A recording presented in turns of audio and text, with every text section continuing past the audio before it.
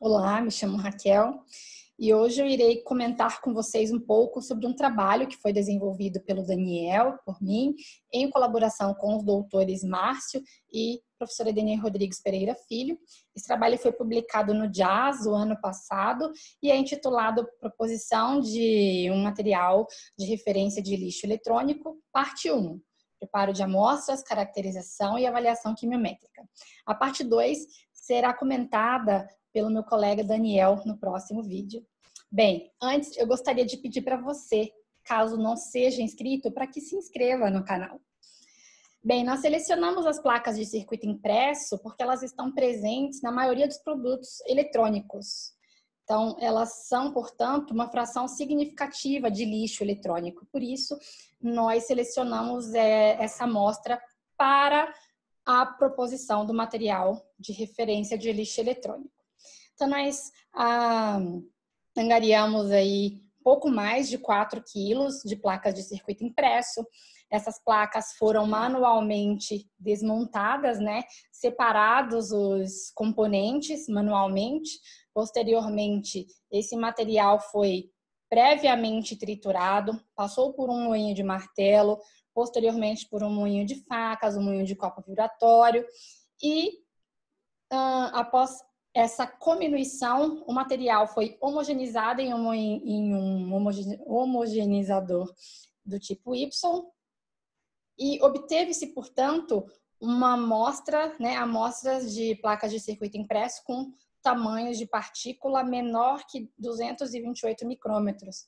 A gente pode até observar isso nessa distribuição do tamanho de partículas para essa amostra, né, para esse volume de amostra, que foi aí mais de 90%, né, da amostra com um tamanho menor que 228 micrômetros. Então, era importante essa etapa, foi uma etapa difícil do preparo, né, do preparo do material. E nós também nos preocupamos em avaliar misturas ácidas que seriam utilizadas no processo de lixiviamento das amostras, né, de lixiviação, portanto. Então, 5 misturas ácidas foram avaliadas para a lixiviação dos elementos ali, a partir das amostras de placa de circuito impresso que haviam sido moídas, né? Então, foram elas água régia invertida, água régia 50%, ácido nítrico 7 mol por litro e peróxido, portanto, uma mistura aí de ácido nítrico 50%, né? E ainda ácido nítrico concentrado. Nós avaliamos também a massa da amostra e avaliamos o volume dessas misturas ácidas que seriam utilizadas. Como nós avaliamos? Nós propusemos aí um planejamento fatorial completo em 2 níveis, né? E essas amostras foram decompostas utilizando radiação micro-ondas e a determinação dos elementos, pessoal, foi realizada por ICP-OES. Nós também utilizamos a ISO-guia 35, de acordo com as suas normas, né, para realizar um estudo de massa mínima. E eu gostaria de falar para vocês um pouquinho agora sobre os resultados que nós obtivemos aí durante esses experimentos, né? Então, o principal objetivo dos experimentos era estabelecer uma condição ótima para lixiviação das amostras de placa de circuito impresso, né, pessoal? Então, nós obtivemos aí as concentrações para esses analitos por ICP-OES e essas concentrações foram convertidas em desejabilidades individuais. Posteriormente, nós utilizamos a PCA, nós utilizamos a análise dos componentes principais e a variância explicada devido à primeira e à segunda PC foi de 64%. Então, nós vemos aqui nessa figura, vou ver se eu consigo mostrar para vocês, nessa figura, que a PC1, então vejamos aqui, ó, a PC1, né, explica uma boa parte da variância dos dados da PCA.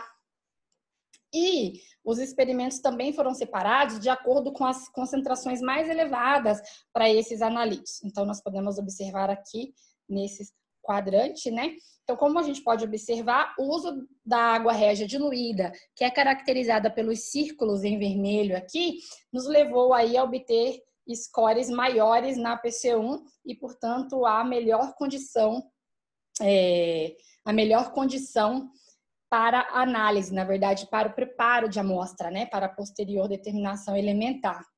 E se vocês observarem a figura que está aqui abaixo, né, que foi uma superfície de resposta obtida a partir dos dados da PC1, nós podemos observar que a água régia invertida, notem aqui que a maior desejabilidade numa linha negra, né, uma linha aqui preta, os maiores valores de desejabilidade estão apontando justamente para a massa de 100 miligramas, né, para qualquer volume de reagente. Então, portanto, essa massa foi a massa, digamos, adequada para que nós seguíssemos no nosso experimento, e aí nós selecionamos um volume de 10 ml da água régia diluída a 50%.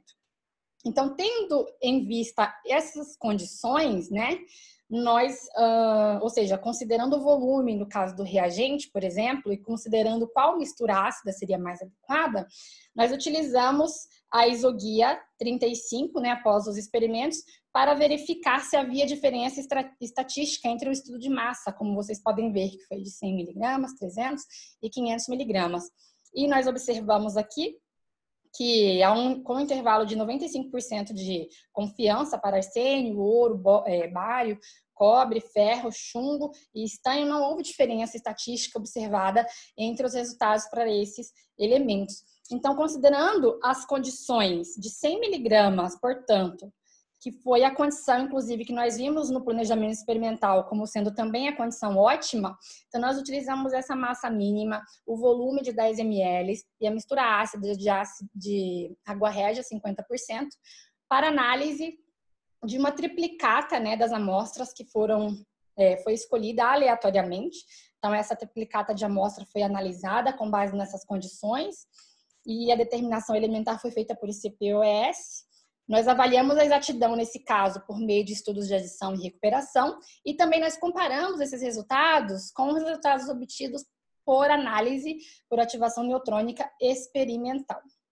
Então, no final, pessoal, nós vimos na primeira parte desse trabalho, né, descrevendo os procedimentos analíticos para a proposição desse material de referência, que foi possível desenvolver um material de referência certificado, que vai ser muito útil para os laboratórios que realizam esse tipo de análise, né, nesse tipo de matriz, e que apesar das dificuldades encontradas durante a análise, né, desse material, que é complexo, nós podemos apontar aí que houve o desenvolvimento, sim, de um material de referência, de uma amostra complexa, com sucesso. Então, na parte 2, o Daniel vai tratar aqui da